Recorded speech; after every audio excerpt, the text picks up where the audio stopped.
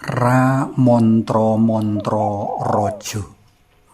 Panglimbang 5 menit dina Ngatpon tanggal 23 November taun 2020. Kapethik saka Injil Lukas bab 23 ayat 35 tekan ayat 43. Para sutresna PLM kinasih, dina iki bareng pasaman suci sak jagat kita nutup taun liturgi mangsa iki kanthi ngriyayakake pahargyan Sri Yesus nataning alam sawegung.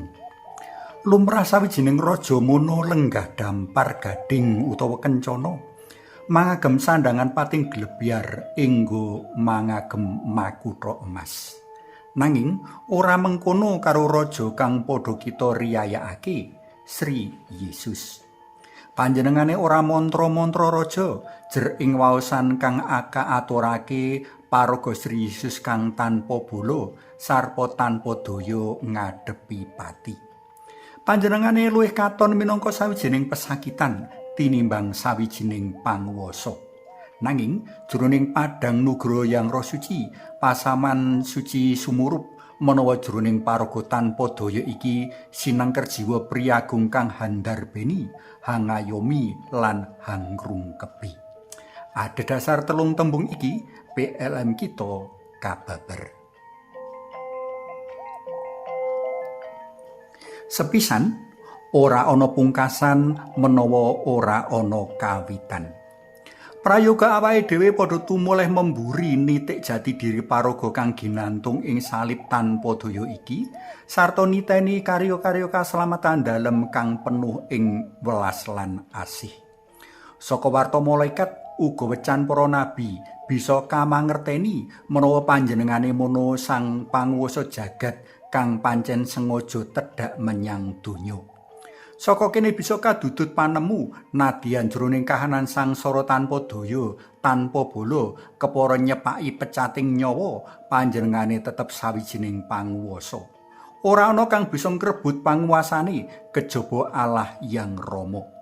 Jroning wengku babaran panemu iki, panjenengane tetep kang handarbeni jagat lan kang kemliwer ing jerone. Kapindho, kasangsaran dalam Gusti Yesus dudu tanpa tujuan. Panjenengane ngayahi rancangan dalem Allah kanggo nyelametake umat manungsa. Mula wiwit sakawit panjenengane kawecakake para nabi bakal nandhang sangsara minangka pamenuhaning janji Allah yang Rama. Panebusan dalem mujudake peratelan liya saka daya pangayoman dalem marang manungsa dosa kang asrah percaya marang panjenengane. Pangayoman dalem liwat karya panebusan ngasilake kaslametan langgeng. Katelu, kasangsaran lan sida dalem Gusti ing salib mratelakake wujud tresna dalem kang paling jero, agung lan luhur.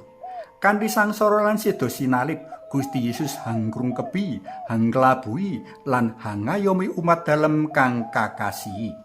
Kanthi cara mengkono manungsa kepareng luar saka jiriting dosa lan kairit tumuju kamulyan langgeng daleming Allah yang Rama. Para tresna PLM kinasih, jiwa kepemimpinan dalem Gusti Yesus kang nadyan nataning alam sawegung awit saka sih pangorbanan dalem rila nandhang sangsara amrih slameti manungsa. Prayoga kita tulodo lan rasuk. Sebab pratandane tresna menawa mapan ana sepira manungsa rumangsa handarbeni kaya dene Allah ndarbeni, banjur gelem hangayomi kaya dene Allah ngayomi, enggo masrahake jiwa lan raga hangrungkebi kaya dene Allah labuh labet pepadane kanggo slamet umat manungsa. Marga amung kanthi cara mengkono mau kita padha mujudake kapitayan marang Sri Yesus minangka nataning alam sawegung.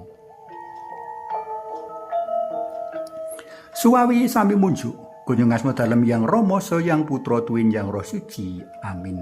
Allah Rama kawula ing swarga, kawula munjuk sembah nuwun awit kekeran luhur riyadi Sri Yesus nataning alam sawegung dinten menika. Mugi linurna yang Rama yang Putra tuwin yang Roh Suci kados sing mlebu sak menika sarta ing sak lami-laminipun. Amin. Kunjung asma dalem Yang Rama, Sang Yang Putra, tuwin Yang Roh Suci. Amin.